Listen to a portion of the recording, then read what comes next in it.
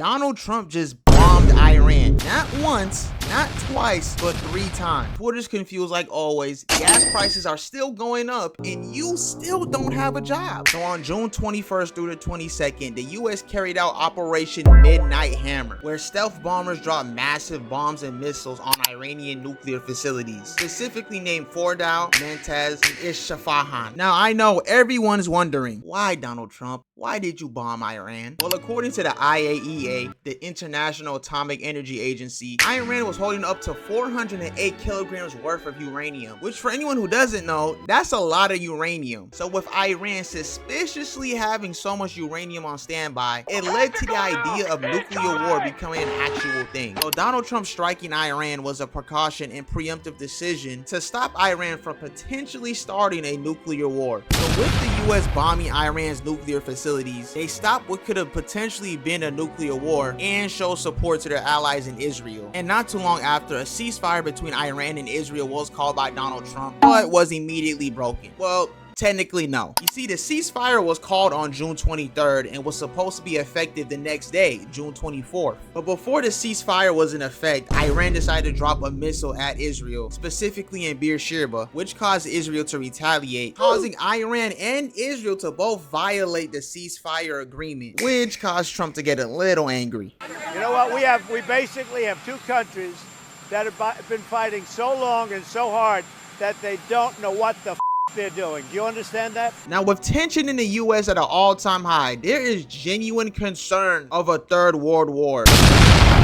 That's why in today's video, I'm going to teach you how to avoid the World War III draft. And at the end of the video, I will tell you an exact percentage of how likely a next World War is to happen. Now, the first way you can avoid getting drafted is by being over the age of 25. Because you see, all men between the ages of 18 to 25 are by law required to sign up for selected services, which pretty much means you have to make yourself available to be drafted at any moment. And unfortunately, turning 26 does not make you immune to being drafted, because at any moment, Congress can pass an emergency legislation expanding the age range to whatever age they want. So yes, you could be a 45-year-old man with your whole life behind you, kids, married to a woman you can barely tolerate at this point of your marriage. You still have the potential to be drafted for war. Now, earlier in the video, I mentioned to get drafted, you have to sign up for selected services. So theoretically, if you don't sign up for selected services, you won't be eligible to be drafted. But it is incredibly risky and illegal. And failing to register for selected services can be punished by 5 years in prison and $250,000 in fines. But remember, the 5 years, $250,000 are the maximum. And 9 times out of 10 with prosecutions, you're never hit with the maximum. So with that being said, there are people who have made the argument that being charged with draft evasion is actually safer and easier than actually being drafted for war. But 9 times out of 10, you signed up for a selected service without even realizing it. Shut the fuck up, bro. See, when you get your state ID or driver's license, or if you use FAFSA before, unless you make the conscious decision to opt out, it will automatically sign you up for selected services. So yeah, I'll see you on the battlefield, my boy. Now, another way you can avoid the draft is by having mental health issues. Now, I don't think I need to elaborate too much on why that's a bad thing, right? We don't need soldiers going AWOL. So for this segment, I'm just gonna name all the mental disqualifications that make you ineligible to be drafted. And remember, all of these mental disqualifications have to be documented. You can't just say I identify as a Charizard, I don't go to war, I only go on Pokemon adventures with 10-year-olds. Anyway, so mental health conditions that make you ineligible to be drafted are schizophrenia, bipolar disorder. Can you believe we don't have a jacuzzi?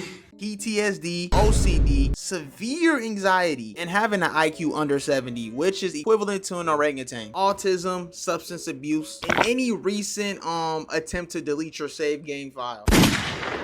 So overall, when recruiters are drafting for the Army, they're looking at the history and the stability of your mind, or whoever wants a Camaro bad enough. I'm gonna throw this in real quick for anyone who cares. If your religion is against war, and if you can prove it, you won't be drafted for World War III. So we talked about the mental disqualifications to get drafted. So now let's talk about the physical. The list of physical disqualifications that make you ineligible to be drafted is being under 5 foot. Yes, I'm sorry, short kings, not even the country wants you. Next condition mention being over 6'8". Yes, there is such a thing as too tall when it comes to being in the army. I guess you're just too big of a target or something. I don't know. If you're missing limbs, you can't join the army. If you have asthma, if you're like me, you can't fucking see without your glasses, you can't join the army. If your heart already went boom, you can't join the army.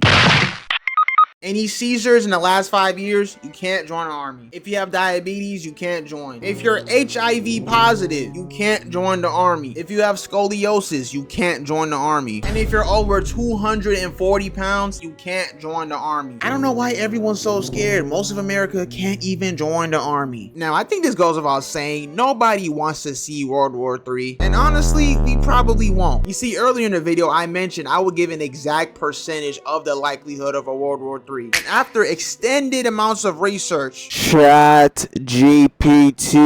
there's only really about a 5 to 15% chance of World War III actually happening, which is pretty low. But Donald Trump just bombed foreign lands. Shouldn't that automatically equal war? Well, that depends. You see, if the US would have bombed a major power like China, Russia, it would be a completely different story. A story that only starts and ends with death and destruction. So if the big three of the world essentially got into a world war, it would probably be the end of the world. Let's use Hiroshima for example, right? Big bomb, bad things happen, not good. Now take that same bomb that dropped on Hiroshima, give it 80 years to become this super bomb amalgamation destroyer of all worlds bomb. Mind you, Hiroshima dropped over 80 years ago, and this is the damage it did 80 years ago. Now just imagine the damage a nuclear bomb in 2025 could do. So now take that bomb, have it dropped all across the world every 30 minutes for years on end, and that's what World War III would be.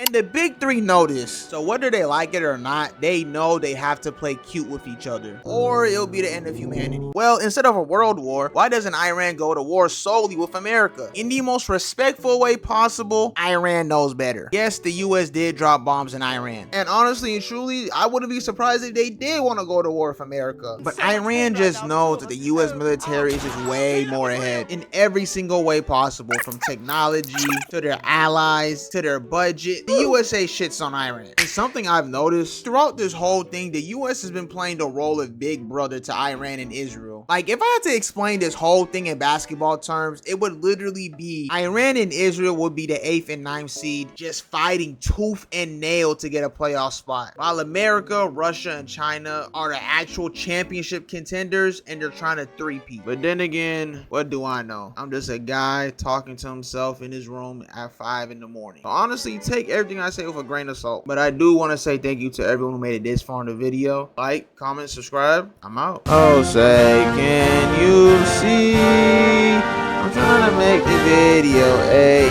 minutes so I can get paid for the video I just made. I don't